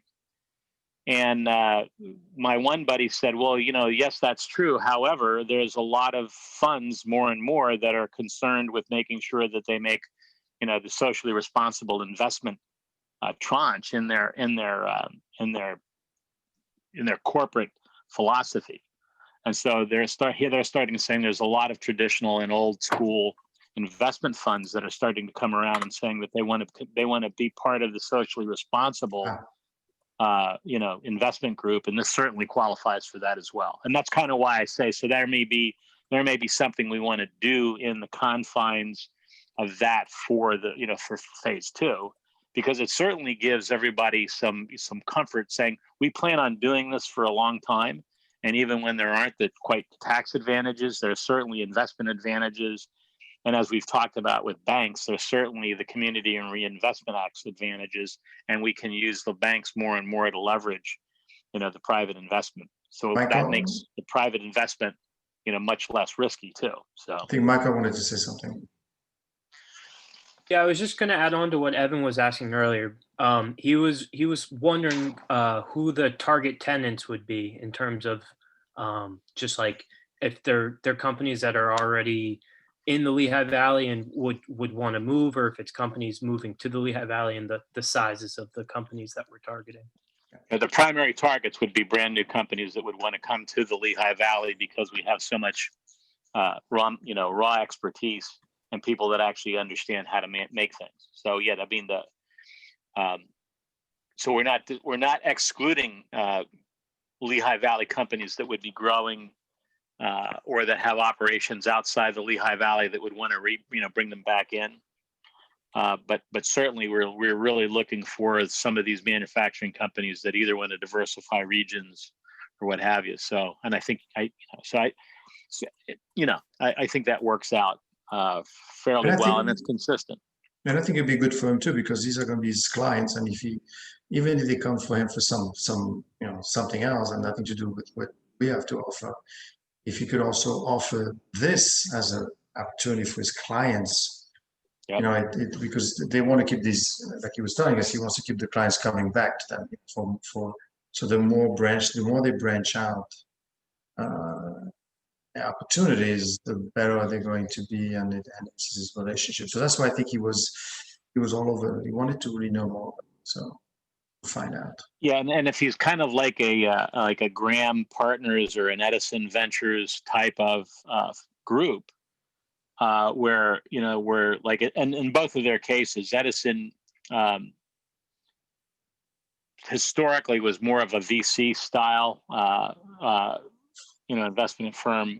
Graham was always kind of a VC / equity capital type firm, but they're very involved not only with their investment funds, but they're also involved in recruiting the businesses that they've invested in. And those are the kinds of, I think we mentioned that, early on, those are the kinds of companies we certainly did last semester, but those are the kinds of folks that we're looking at to target who have manufacturing companies that might be targets for us to move into these spaces in the Lehigh Valley. So, but that, yeah, those are very good questions. And for traditional financial investment firms, I'm not sure that there have ever been that engaged with an entity that looks at it kind of very holistically, like we're trying to look at it. It's probably the best way to say that. Yeah. One of the other things I wanted to touch on with you was the financials and what we're going to do for modeling. So like we're pretty good in terms of the qualitative stuff, like showing out the tax breaks and like the brownfield rules and the SEC fund structure, whatever it may be. So like how much modeling do you want us to show? Because we have a breakdown of I think it's the Bridgeworks by the Creek example with all like the costs of the land remediation and site work and shell building. So like those costs broken down as sort of a case study. And then we have kind of like a pretty generic setup of costs and like a cap rate calculation. So I was like kind of envisioning doing like a sensitivity analysis on the cap rate for the project. And I know we talked about the modeling, those like 3 sections at the beginning of the semester, but like how in-depth do you want us to do? How much in-depth modeling work do you want us to do? Just because I don't think we have like a ton of real numbers to work off of. Right, and that's kind of why I'm not like that terribly concerned about in-depth modeling because we're going on, such a fungible concept at this point that, I mean, I would think the shell building construction costs are much more modelable as opposed to, like what site work has to be done. So, so I think to some degree, my answer would be, it depends on which phase of the construction we're talking about, right?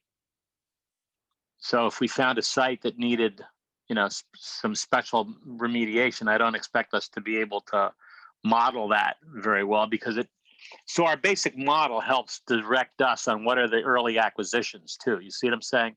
So I'm not looking to, hone the model down with a fine tooth comb. I think, and frankly, once we do a few of these, we might go back and say, well, let's try to model this better now that we have some experience with it. So I think the modeling, has to be rudimentary on the front end until we get some experience doing them and saying, okay, well, we wish we would have included this. So, it's really a lessons learned part kind of a thing where we're going to fine tune the modeling. Okay. Yeah, that makes sense. I was listening to the end of the conversation before, and you guys were having an interesting discussion about pricing. And I'm laughing. So it's like, well, yes, I missed the first part of the discussion, but one of the things that I've done throughout my whole career, and I'm pretty good at, is pricing things. And people go, well, how do you price it? And it's kind of like, well, I use this very intricate model. It's called like common sense in my head, and I try to draw analogies, to real world things. So I think the same thing with this is the modeling is going to be kind of fungible on the parts that are fungible. But I like your idea, by the way, of saying, well, okay, let's do a little bit of a sensitivity analysis and kind of analyze, well, how sensitive is it really, right? Some things aren't that sensitive and some things are.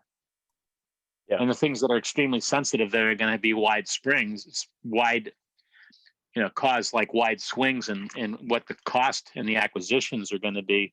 Well, we might just include that in saying, listen, if we're not that sure about what what site work has to be done as a result of environmental contamination, I mean, we're going to have to resolve that we're going to have to resolve that issue, which we do as AEDC anyway, before we add the property to the list of potential properties that we would develop on. But also look at this, and this is what I have mentioned a long time in the past, probably not as eloquently. If a site is found to have a particular level of contamination and meets our other criteria, remember that site is in proximity to neighborhoods.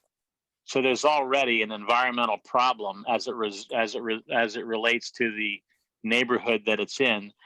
That is not our problem yet. You see what I'm saying? So the state is likely to give us more money to remediate the site in order to bring it back to safety standards from a perspective of the community, even before we decide to use it as an industrial property. So it's already going to be an anomaly and outside of what our standard acquisition would be, right? Yeah, there's a lot of stuff, like Pennsylvania has all the really good brownfield legislation and stuff. So I'm not too worried about that, especially after the conversation with Scott.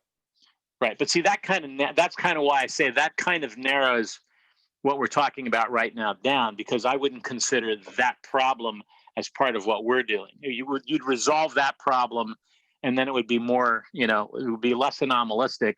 In other words, it would be more in the confines of, well, it's going to look like everything else to start off with. So you're not going to have that much swing in what you have to do to the property on the front end. I mean, because you've already done it. You know what I'm saying? With the front end of our project is not necessarily the front end of the property. Yeah. Okay.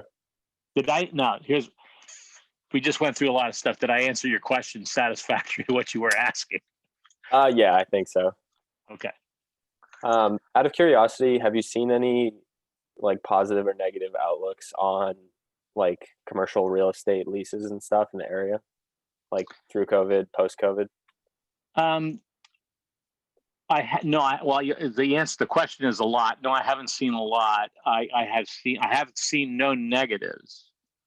So that's a positive, and there's some interesting discussions as it relates to supply chain and bringing supply chain into this particular market, because it's within striking distance of such a high percentage of the American population in the Mid-Atlantic.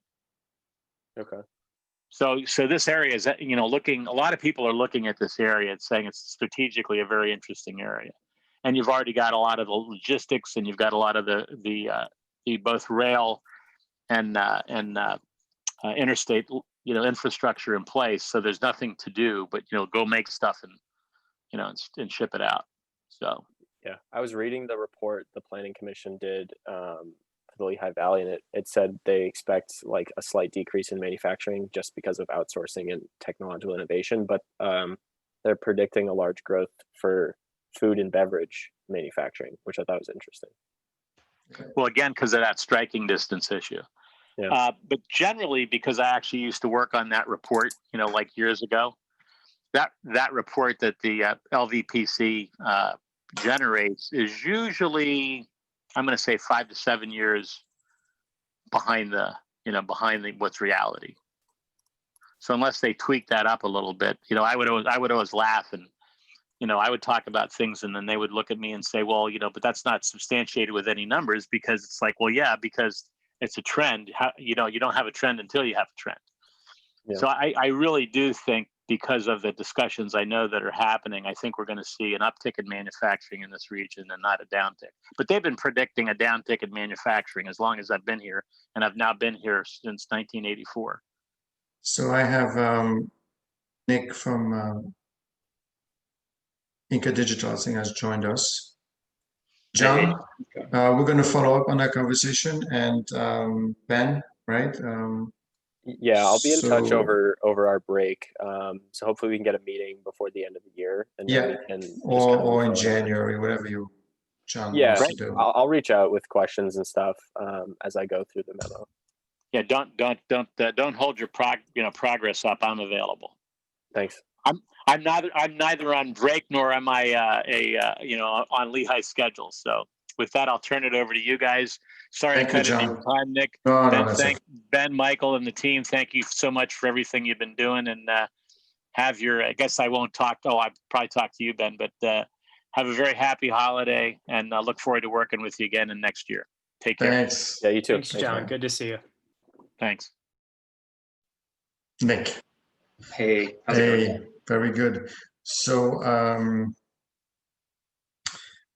just a quick word on the JP Morgan situation.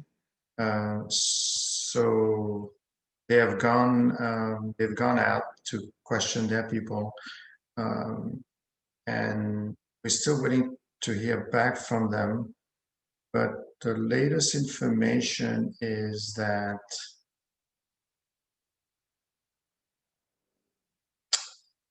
where's the email? Sarah, did you see that email from? Where the one where they were saying they're shifting it back? Yeah. What was all about? 2000. I think it's probably referring to the cutoff date, maybe. I think they extended the cutoff date for LIBOR. So I don't know if it means they need more time to think about more opportunities, but I mean, they're in contact, they're talking to each other. So we haven't heard anything back yet. But as soon as we do in the next meeting, Nick, you're definitely going on board. Cool. Because that means that they are very interested, and we need some power there. So maybe, so I know that you guys have been working together, exchanging information, and they're supposed to start uploading their work into our core site database. And then I want to have a discussion with you, Nick, sometime next week to review a little bit all of the projects. So maybe we could give a quick rundown on what Ben is working on, Karen, with Salah, Mike, and Kaisu. I think Michael is not is just a participant. And next semester, Randy wants to come on board as well, so we could have a nice succession. So whoever wants to start. And then I know some of you may have messaged me that you needed some more time to present and wanted to do it just with me individually. I could just talk about mine briefly. Sure. So pretty much, so I'm doing the Bitcoin sentiment analysis. So pretty much, I figured at least to start, so that I would be a little bit further when we have to write the paper. I wrote a 2-page introduction for my paper, pretty much explaining what I plan on doing, like why I'm doing it. And then I made about a 12 slide PowerPoint presentation, just kind of summarizing the 2 dashboards that I made and why I did that. And then kind of just explaining the future direction, like things I plan on doing over winter break and early next semester, and like certain resources that I want to use for my works cited or just quoting in the paper in general. And then obviously using you as a resource as well. Awesome. Okay. Sounds like you're on a good track. Yeah, I think so too. Who else is next? Karen, what's happening on your side? So what I'm doing is I would try to like find a way to figure out the best method and the efficiency of the method of mining Bitcoins. In this case, we have there's many things that's in there's just so many elements to keep track of. So first we have the electricity, and then we have the equipment and the cost. So far I'm not getting a lot of progress on the equipment part because there's as many uncertainties. I want to get work with Nick before I get into it, because I don't really fully understand the efficiency of some equipment. As you know, the price of Bitcoin fluctuates a lot, and the price of those equipment and availability fluctuates a lot, and electricity cost and equipment cost varies from different geography region, and there's a bunch of hidden costs.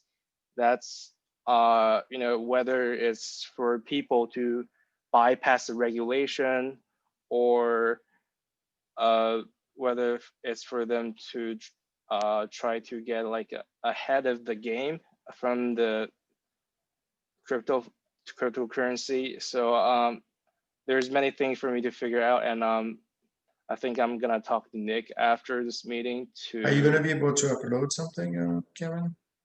Yeah, I'll upload what I have right now. I'll upload my progress so far, and I'll put it in like a But outline. it's within. But to be clear, Nick had sent you guys a format. Yes. A template. Yeah, It's a I have the template. template. Okay. Yeah, I have the template, but there's many new information that popped off. I found during my research, so I need to update the template. Okay.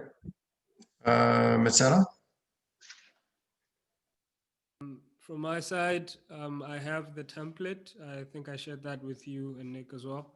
I pretty much where I am right now, I have done a bit of a write-up in terms of why I'm doing the project, why I'm actually choosing to look at classifying or look at the characteristics of the cryptocurrencies as assets.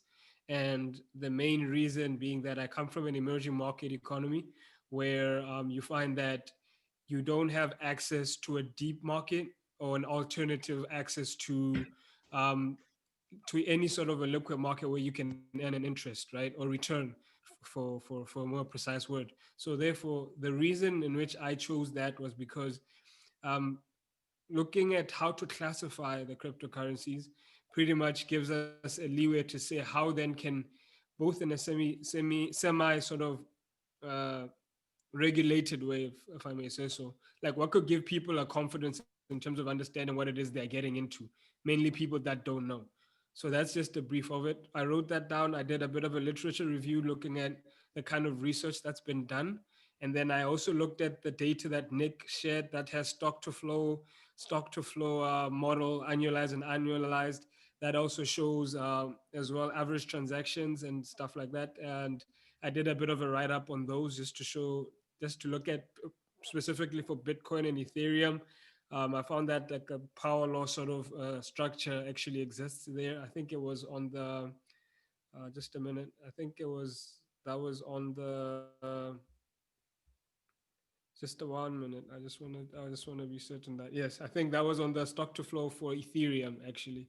So I sort of just did that preliminary analysis, and then I was busy extracting the pricing data out of Splunk, which I realized the most efficient way to do it is in a batch of 1 year by 1 year, 1 year. So where I am right now is pretty much looking to utilize that data and then just carry on with what I've shown up in my template. And hopefully I'll be able to make process, obviously with Nick's assistance as well going forward. So that's where I am. Awesome. Mike or Robert?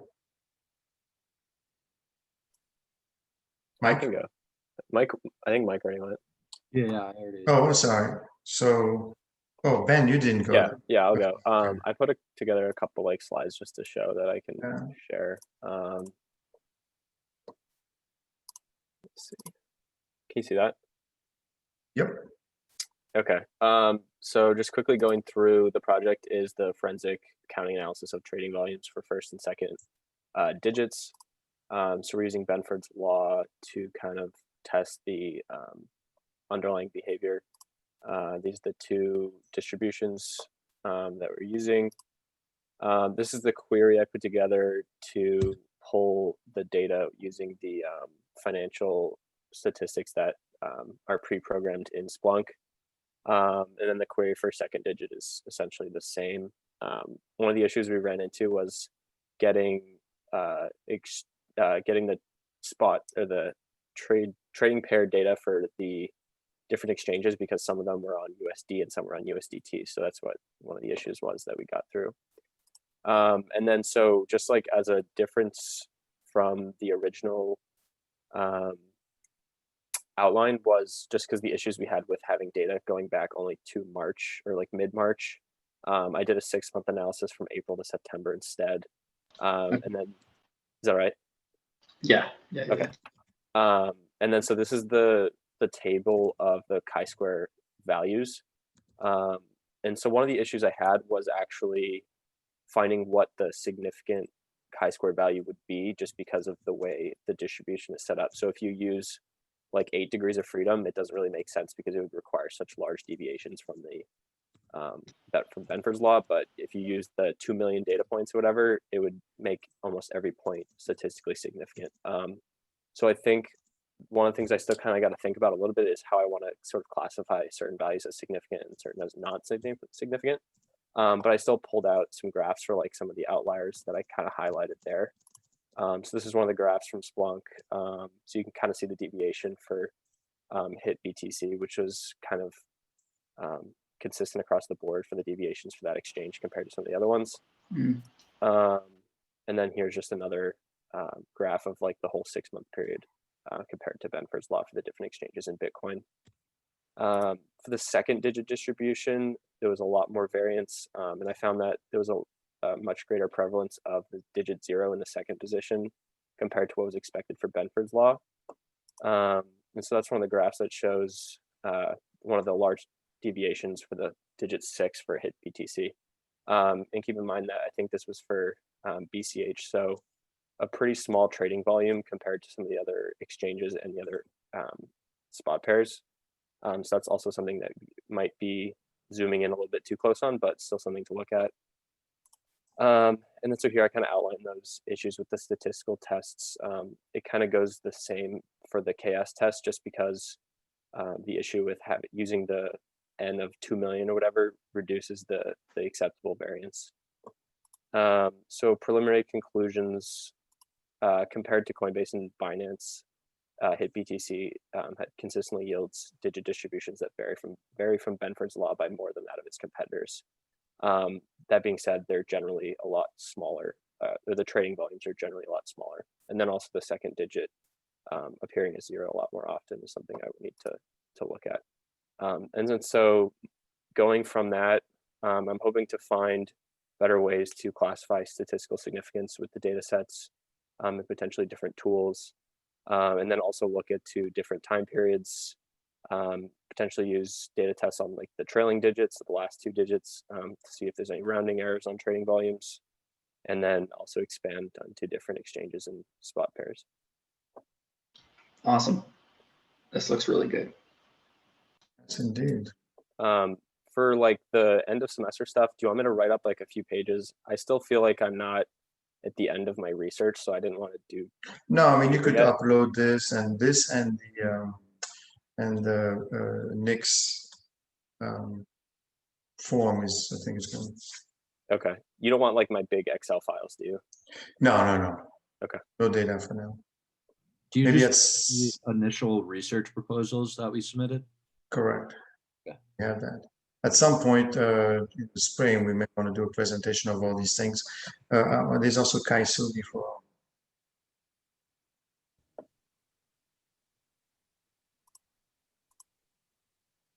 Cool. Really good stuff, guys.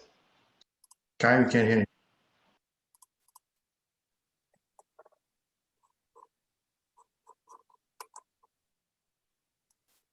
Hello?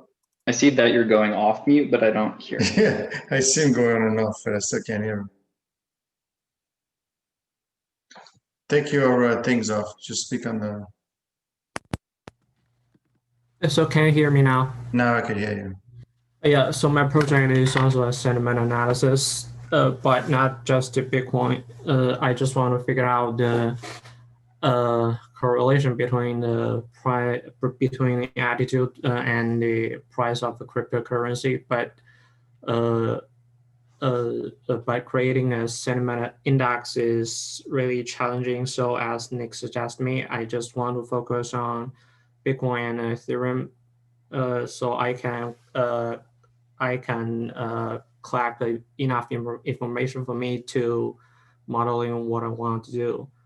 So I currently I am just focusing on complete and perfect my modeling method, like because I have I got some idea through the article that Nick provided me.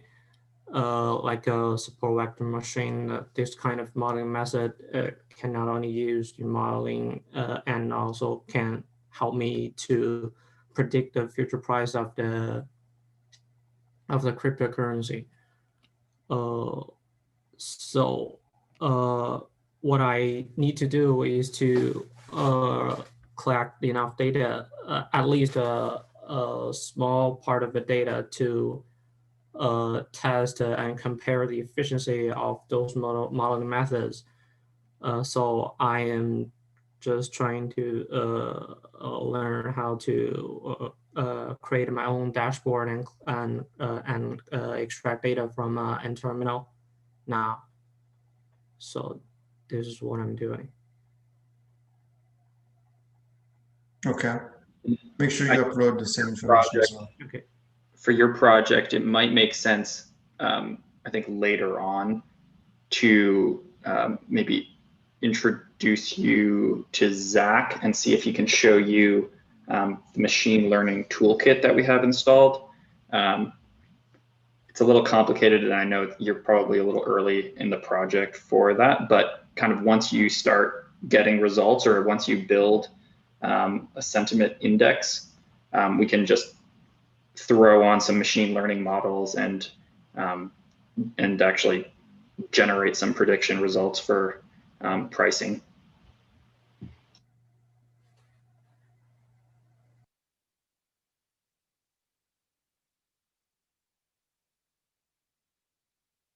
Okay. Okay, so you okay with that? Yeah. Okay. So Nick, do you think, is there a way to, is anything publishable at some point? What do you think? I mean, yeah, so I think that like I think this week, I'll probably be meeting with a lot of you guys independently to kind of go through and address your questions and hopefully help you guys organize too, if I can help there. And then as more of you get to the stage that Ben is at, where you actually kind of have some results and have kind of drilled down and gotten some visualizations and things, then we can start collaborating on article ideas. And we can, you know, publish those in a lot of different ways. We can, you know, I'm sure that Pat would publish a video of you doing a presentation on his YouTube channel, and we would definitely publish that on our YouTube channel. Some of them, it might make sense for me to publish a Forbes article with your analysis and cite you as doing the data collection and analysis piece with our system. And then, yeah, and then there's probably other options too. So if you guys have an idea for what you would want to do with your project, because this really is your capstone project, and I think the biggest benefit from the research is hopefully producing something that you can then go around and show people to demonstrate the work you've done. So if you have another idea, like you want it, I'm not the only one who publishes articles from my company. So if you want something published in Hacker Noon or a different publication, somebody else from my company could potentially you know, meet up with you guys and talk through your results and then write something up and cite you as the analyst. So maybe that's the second step in the second semester, is to, you know, hook them up with someone that they could be cited. I think that could be, if it's interesting enough, obviously. Yeah. And then, yeah. And then I guess the other direction from there is kind of like, once you have a paper and things, that's kind of like the publishing route, non-academic publishing route. But then there's also the academic publishing route, and maybe some other Lehigh professor or non-Lehigh professor even that we could connect you with would want to like continue your research, and you could try and get published in a journal. That would be the other route. Okay, so there's something to look forward to. Great. Guys, any questions for Nick? Or?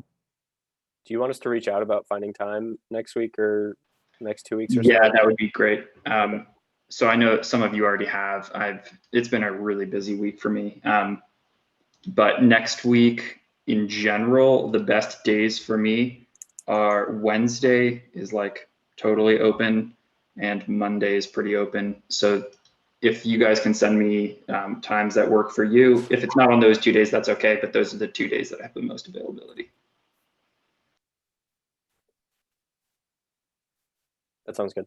Okay, Nick. So I think we're good. So we'll speak to these guys. I will give you a call next week when you're done speaking to them. Awesome. And guys, upload as much information as possible. Really good work, guys. Okay. Take care. Thanks, everyone. Thank you, Nick. Bye. Thank you. Take care.